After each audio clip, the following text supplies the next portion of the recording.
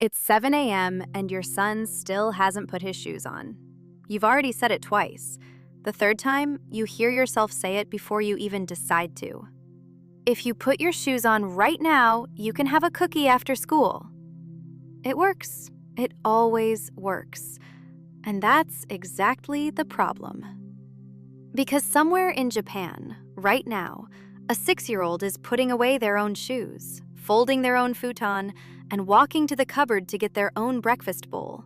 And no one offered them anything to do it. No sticker, no screen time, no countdown. So what is actually motivating that child? The answer isn't discipline in the way most Western parents use the word. It's a concept called gaman, and it doesn't translate into a single English word because English doesn't really have the concept. The closest version is self-control exercised quietly without being asked because it's simply what's expected. Not because a reward is coming, not because a punishment is looming. Because doing the right thing without complaint is treated, from a very young age, as its own complete action. Nothing needs to be attached to it. Compare that to what happens in most Western households around the exact same task. A parent wants a child to do something: brushing teeth, putting on shoes, finishing dinner. The child resists.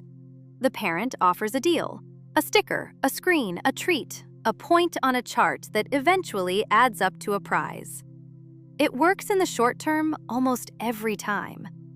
But here's the question worth sitting with. What is the child actually learning to do the task for? Not because it needs doing, because something is waiting on the other side of it. This creates something psychologists call the over-justification effect. Researcher Mark Lepper ran a now famous study with young children who already enjoyed drawing with markers just for the fun of it. He split them into groups. One group was told they'd get a reward for drawing. Another group drew with no reward mentioned at all. Weeks later, the children who'd been rewarded drew significantly less on their own time than the children who'd never been offered anything. The reward hadn't added motivation. It had quietly replaced it. Here's what that means in practice. Every time a parent says, "If you do this, you'll get that," they're not just solving today's shoe problem. They're teaching the child's brain that this task requires external justification to be worth doing. Strip the reward away later, and the motivation often disappears with it because it was never really there in the first place. It was borrowed. In Japan, the alternative shows up earliest in something almost every visitor to a Japanese elementary school notices immediately. The children clean their own classrooms. Not as a punishment, not as a job with a reward attached, as a completely ordinary part of the school day, every single day, with no adults standing over them checking the corners. Researcher Catherine Lewis, who has spent decades studying Japanese elementary education, documented this practice extensively and found that the cleaning isn't framed to children as work at all. It's framed as caring for a shared space. And caring for a shared space is simply something everyone does, the way everyone breathes. Now here's where it gets specific.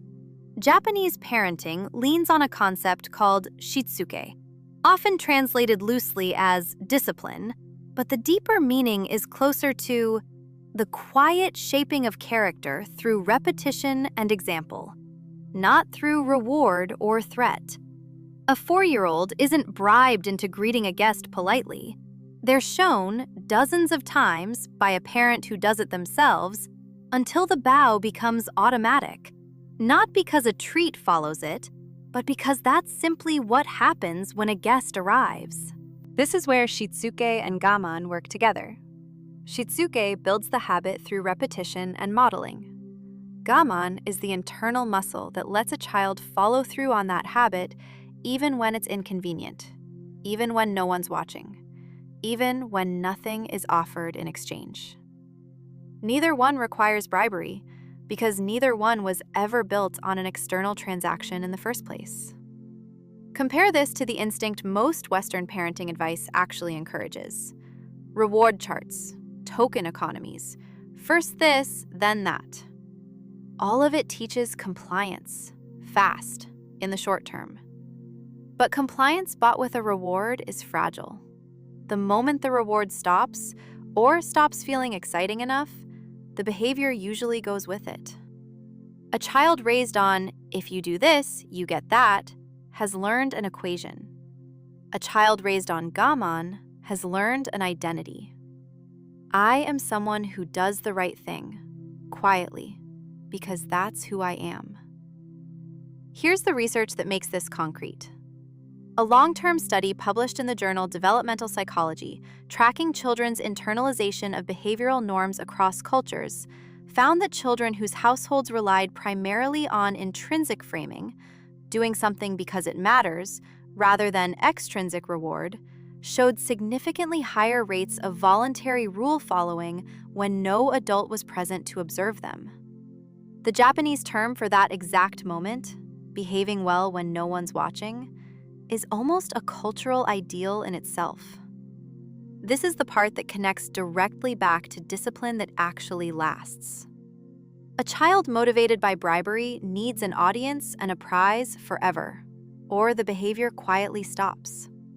A child raised on gaman carries the discipline with them into the room where no one's checking, because the behavior was never rented from a reward. It was built into who they understand themselves to be. So what does this actually look like, practically, for you? It doesn't mean ripping every sticker chart off the fridge tomorrow and replacing it with stern silence. It means noticing the exact moment you're about to offer a deal and asking what you're actually trying to install. A behavior that lasts exactly as long as the reward does? Or a child who eventually does the thing simply because it needs doing? Try replacing the bribe with a quiet, specific acknowledgement of the action itself, after it happens, not as a transaction promised in advance. You put your shoes on without me asking twice. That's something you did. No sticker attached, just the fact, named, and left to stand on its own. The hardest part isn't finding the right words. It's resisting the urge to sweeten the moment, the same urge that makes a quick bribe so tempting in the first place, because it gets the shoes on in 30 seconds instead of 5 minutes of quiet, repeated expectation. Gaman is slower to build. It asks you to trust that a child given the chance to do something simply because it's right will, more often than you'd expect, rise to meet that expectation without ever needing to know what's waiting for them on the other side. The hardest part is tolerating the version of discipline that has no immediate payoff to point to, no chart filling up, no visible proof it's working yet. That patience is yours to hold, not theirs to rush past. And every time you choose the quiet, repeated expectation over the quick bribe, you're not making the morning harder than it needs to be. You're building the one thing a reward chart was never designed to produce: a child who does the right thing when there's absolutely nothing in it for them.